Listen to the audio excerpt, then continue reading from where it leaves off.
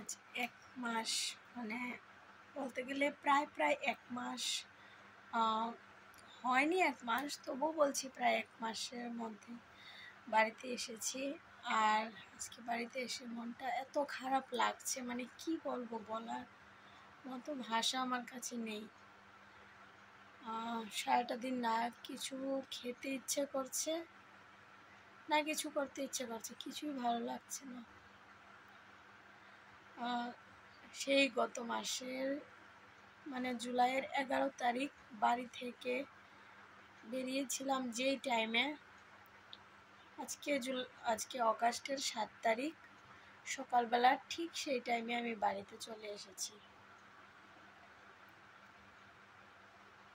অনেক কিছু ঘটে গেছে এই মাঝখানের কয়েকটা দিনে, অনেক কিছু। জীবনের সবচেয়ে বড় জিনিসটা যেটা, যাকে ঘিরে এত সুখ, যাকে ঘিরে এত সব কিছু,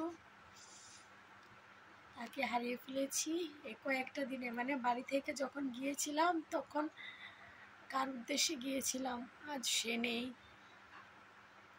বাবুর ফার্স্ট রেস্টার্ট যেদিন হয়েছিল সেদিনই গিয়েছিলাম। জানি না এই রোগের পরিণতিটা কি হয় সবার সঙ্গে, কিছুই বুঝতে পারি না, কিছুই জানি না। আমাদের সঙ্গে এরকম হবে ভেবে ওঠার আগেই যেন সব কিছু শেষ হয়ে গেল। মানুষের তো রেস শুরু হয়, কেমো হয়, অনেক কিছুই হয়। আমার বাবুর কিচ্ছুই হয়নি। ফার্স্ট বৃহস্পতিবার ছিল সেদিন, ফার্স্টের যেদিন দেওয়া হয়েছিল, ফার্স্টের দিন আমি এদিন সকালবেলা যাই, আর পরদিন শুক্রবার রেড নিয়ে বাড়িতে আসি বাবুকে নিয়ে। 3টা থেকে 3:30টার মধ্যে বাড়িতে এসেছিলাম। 5টা, 5:30টার দিকেই বাবু আবার মানে একেবারে চলে যাওয়ার জন্য পুরোপুরি রেডি হয়ে গেল। কিছুই বুঝতে পারলাম না, মানে ভাবতে অবাক লাগে এই বছরটা আমাদের যে কি এসেছে, 2024টা, বা বাংলা বৈশাখ মাস থেকে শুরু হয়েছে বাবুর মানে ফাইনাল জার্নি বলতে গেলে যেটা, সেটা স্টার্ট হয়েছে এই বৈশাখ মাস। বাংলা বছরটা শুরু হওয়ার সঙ্গে সঙ্গে কি হচ্ছে আমাদের সঙ্গে, কিভাবে যে কি করব কিছু বুঝে উঠতে পারার আগেই সব কিছু শেষ হয়ে গেল। আজকে অনেকদিন পর বাড়িতে এসেছি, ঘর একদমই অগোছালো, দেখো অবস্থা। ওই দেখো আমার বাবু এখানে বসে বসে সব দেখছে।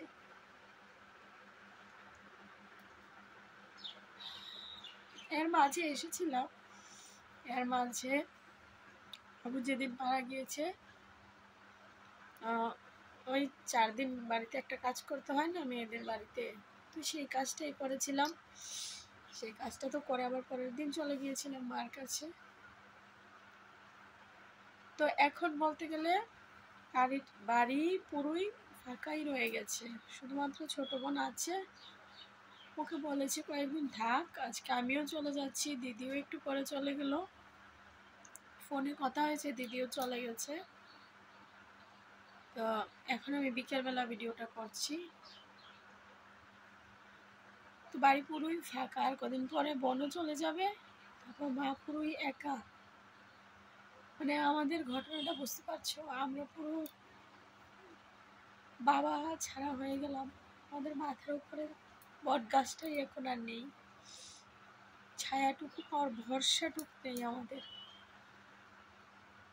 যাই হোক, ঘরটা গোছাতে হবে। ঘরের দেখো কি অবস্থা, সারাদিন আর ইচ্ছে করেনি ঘরটা গোছায়। এই যে দেখো মশারির কি অবস্থা। যাই হোক, আমাদের দাদা ভাই অনেকটা দৌড়ঝাঁপের মধ্যেই রয়েছে, কারণ এই ফাঁকে আমাদের বাড়িতে যেতে হয়েছে প্রত্যেকটা দিন। বাবু শ্রাদ্ধ, তারপরে পরে আবার একটা খাওয়ার অনুষ্ঠান। মানে আমাদের তো আর ভাই নেই, তো জামাইরাই সব কিছু করেছে। ওদের 3 জনের প্রচণ্ড দৌড়াদৌড়ি হয়েছে। তারপরে এগুলি শেষ হওয়ার পর ফাইনালি সোমবারে সব কিছু শেষ হয়েছে। তো তারপর ওদের সবারই কাজ বাজের দৌড়াদৌড়ি। যে যার মতো করে সবারই কাজ শুরু করে দিয়েছে, এই জন্য ও টাইমও পায়নি। এই যে সকালবেলা বেরিয়ে যেত স্কুল টিউশন সেরে, তারপর আমাদের বাড়িতে আবার বাজার, নিমন্ত্রণ, মানে সব কিছু মিলিয়ে মানে তারপরে এখন আবার দৌড়াদৌড়ি করতে হবে। মার একটা পেনশনের ব্যাপার আছে, যেহেতু বাবুর পেনশনটা তো বাবুরটাই হবে না, তার পাবে না। তারপর আবার অফিসে জানানো হয়েছে, তারপরে এখন পঞ্চায়েতে যেতে হবে, ব্যাংকে যেতে হবে, সব কিছুই মানে আমাদের এখনও দৌড়ঝাঁপটা এখনও শেষ হয়নি। এগুলি সব বাবুর ছিল, সবই বাবুর ছিল। আমরা এখন এগুলিতে না নতুন করে হাত দিতে হচ্ছে। তো এই জন্য আমাদের কাছে সব কিছু সাগর আর সমুদ্র মনে হচ্ছে এখন। তো এইভাবে বাবু আমাদের এত তাড়াতাড়ি এইভাবে রেখে চলে যাবে, আমরা ভাবতে কি টেরও করতে পারিনি মানুষের যে কোনো রোগ হয়। আমার বাবু সবসময়েরই অসুস্থ,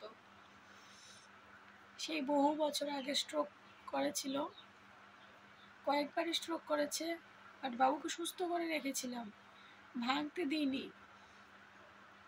যতক্ষণ বুঝজ্ঞান হয়নি আমাদের, সেই সময়টা আলাদা ছিল। সেই সময় বাবু স্ট্রোক করেছিল, একটু কষ্ট হয়েছিল বাবু, তারপর থেকে যে সোজা হয়েছে, তারপর যখন আমরা বুঝতে পেরেছি তখন কিন্তু বাবুকে সুন্দরভাবে চালিয়েছিলাম। আমার বাবু কিন্তু খুব ভালো ছিল, সুস্থ ছিল। এই যে দেখো, এই ফটোটা দেখতে পাচ্ছ তো, এই ফটোটা দেখে কেউ বুঝতে পারবে যে এই লোকটা অসুস্থ, কয়েকটা বছর এরকম হয়ে যাবে। এটা কিন্তু 2020-র ফটো, মানে আমার বিয়ের সময়ের ফটো। এটা ঠিক এইরকম অগাস্ট মাসেই আমরা মাতাবাড়ি গিয়েছিলাম। জুলাই মাসে আমার বিয়ে হয়েছিল, অগাস্টে মাতাবাড়ি গিয়েছিলাম, ওইখানকার ফটো এটা। তো এই 3-4 বছরে কি হয়ে গেল, কোথা থেকে কি হয়ে গেল কিছুই বুঝতে পারলাম না। আর বাবু অসুস্থটাও হয়েছে কি দিনে বলো তো? 12 তারিখ আমার ম্যারেজ অ্যানিভার্সারি ছিল। সেই দিন বাবু গুরুতর অসুস্থটা হয়েছে। আর 21 তারিখ প্রাণটাই ছেড়ে দিল।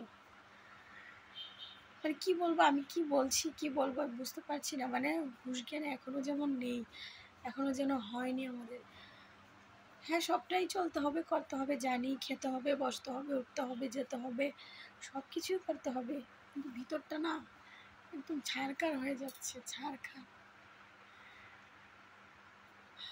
জানি বাবুর যে রোগটা হয়েছে সেটাতে বাবু অনেকটা কষ্ট পেত, কারণ এমন অনেক পেশেন্ট দেখছি অনেক কষ্ট পায়। আমার বাবু সেরকম কোনো কষ্ট পায়নি, সেটার জন্য ঠিক আছে। কিন্তু এই রেটে নিয়েও কিছুদিন সুস্থভাবে বেঁচে থাকা মনে হয় যায়।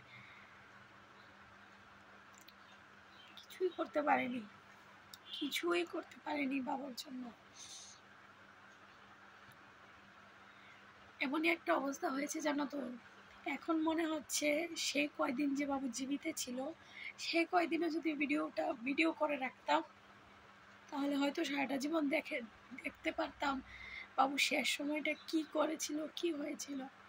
ওই সময় ভিডিও করার ইচ্ছে করেনি, আমি জানি কেউই ইচ্ছে করবে না, কিন্তু এখন খুবই মিস করছি যে কেন ওই সময় ভিডিও করিনি। কে জানতো, ভেবেছিলাম এখন জীবিত আছে, সুস্থভাবে বাড়ি ফিরবে, আবার ভালোভাবে ভিডিও করব, বেশ ভালোই লাগে। বাবুকে ভিডিওতে নিয়ে যখন খুব ভালো লাগে, টকবক করে তাকিয়ে থাকে। আর এই 10টা দিনে 11 তারিখ থেকে, মানে জুলাইয়ের 11 তারিখ থেকে 21 তারিখের মধ্যে সবটাই শেষ হয়ে গেল। তো চলো এবার আস্তে আস্তে নিজের জীবনে আবার নতুন করে সব কিছু শুরু করি, কিছু করার নেই, মারও একা থাকতেই হবে। এই যে আমাদের ভাগ্যটাই আসলে খারাপ, সবসময় খারাপই হয়ে যাচ্ছে। যাই হোক, ভগবানের উপর সব ছেড়ে দিয়েছি, ভগবান যা করবে ভালোই করবে। আমার বাবু মানে কি বলবো, রামের উপর সবই ছেড়ে চলে গেছে। তো রামই দেখবে, আমার মাকেও দেখবে, আমাদেরকেও দেখবে। কারণ এখন আমাদের মা ছাড়া আর কেউ নেই, সত্যি বলতে আর কেউই নেই।